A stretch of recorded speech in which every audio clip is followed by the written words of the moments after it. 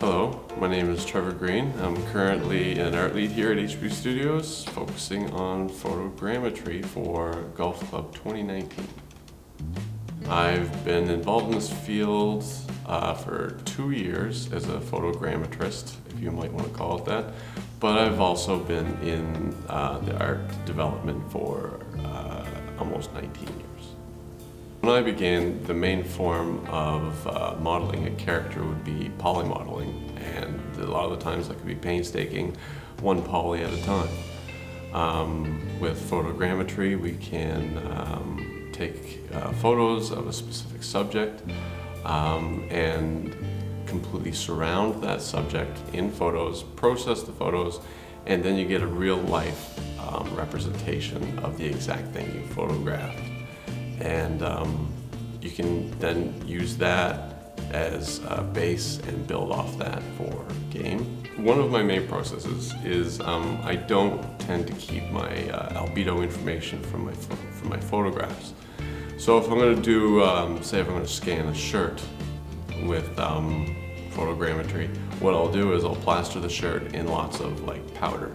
I'm not interested in preserving the albedo information, so that's alright, but what all that powder does is gives reference points to my software and makes the processing cleaner and more efficient.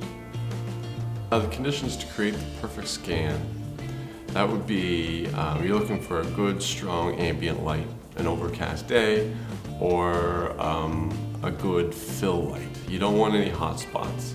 You don't want any dark spots. What you want is the photos to be just flat, lit color. That's all you want. You're not trying to make a pretty photograph. You're just trying to splash enough ambient light at something that the lighting information come back to the color, or come back to the camera is just plain with the details you need. The lights I use, I use a lot of LED lights. Strobe lights. I find that those fill the room with ambient light.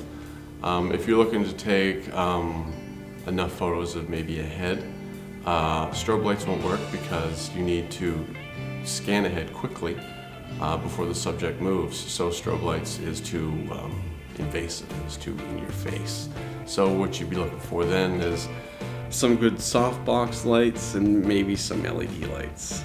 You're just looking for a nice flat color, and what I would do is I would spin the subject around in a circle, probably get them to hold still for maybe 20 to 30 seconds while they spin around on a rotating table, and I will snap about 30 to 40 photos of them as they spin. I'd say the biggest issue would be reflective surfaces. I use cross-polarization as a way to remove glare from, if I wanted to scan like a vase, for example, I would cross-polarize it.